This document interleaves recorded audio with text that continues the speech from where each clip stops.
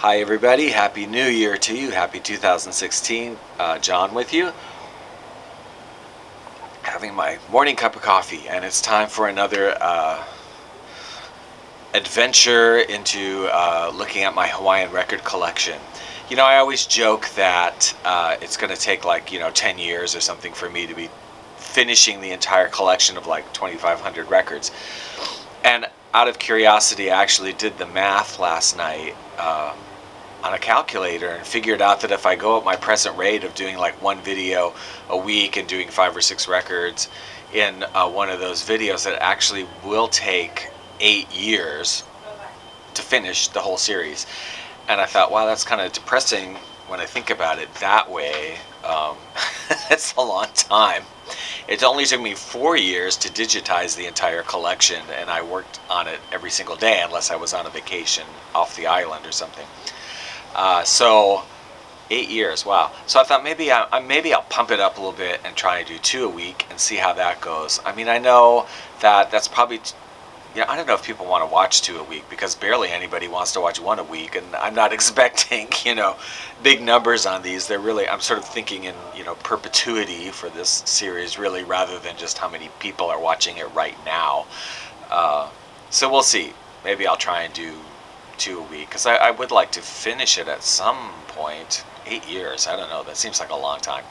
Anyway, we are on the letter B presently, and let's look at some records. Okay, first up is a comedy album from the 70s. I don't collect comedy albums. There are a lot of them, and I just don't. Maybe I don't even get them if I see them for $1, honestly. It's just not my thing. But this one, the story here, Booga Booga is the group, and they were well known here. And when I was in high school in South Carolina in the 70s, I had pen pals in Hawaii, and one of them sent me some records, and this was one of them. She was from Maui, and this was one of the records that she sent, so I still have it, even though I don't personally collect comedy albums. All right, this one is from French Canada. I'm not sure how you pronounce the artist, Maurice Bougie. I like to say Bougie, like bourgeois, but I don't know. Maurice Bougie in Hawaii with the tune-ups. And it's a steel guitarist. Nice album. And obviously he did actually come here because he has like pictures from his vacation.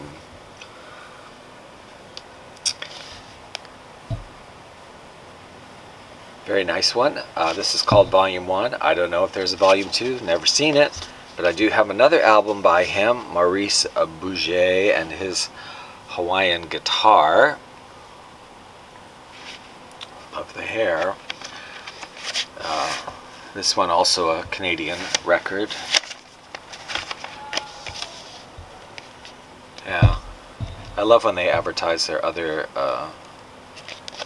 albums on the back, but some nice selections on this album.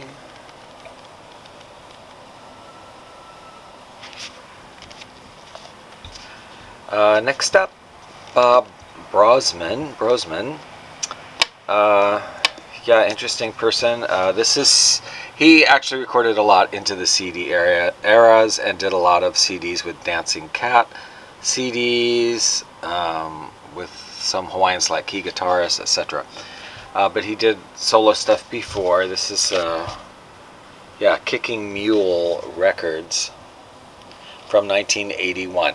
So he plays a lot of resonators and acoustic Hawaiian guitars, but mostly blues. He does Hawaiian songs too, blues and that sort of thing.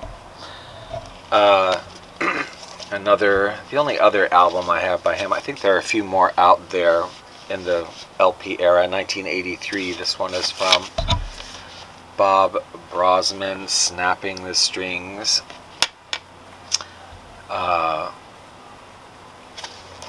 Actually, I understand he committed suicide not that long ago. Sort of sad. Well, I mean, it is sad. I don't know the story there. But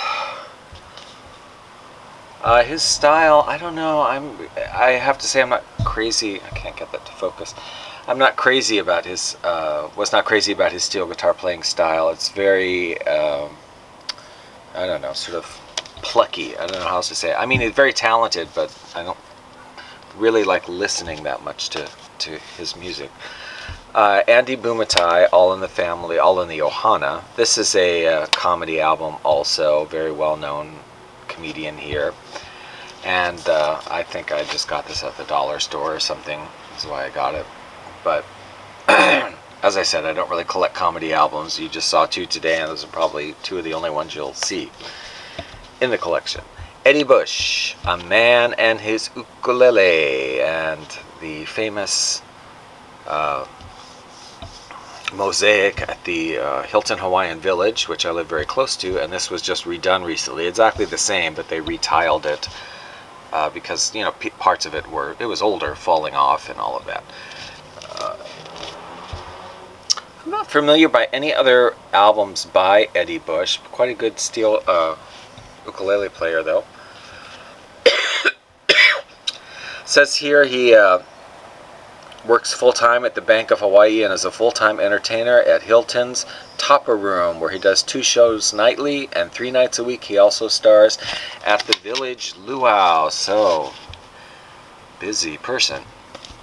Now, here's another Eddie Bush album. However, this is not the same Eddie Bush. This is a different one, who is on the mainland. This album was recorded in, I don't know, well, it was pressed in, manufactured in Canada, produced in California. Steel guitarist. Eddie Bush is a steel guitarist, and this album is a little bit unusual in that it features, in addition to the normal instruments, something called the violectra, and I will, when we do the samples, I'll feature a section that has the violectra on it. And the album is just called simply Eddie Bush.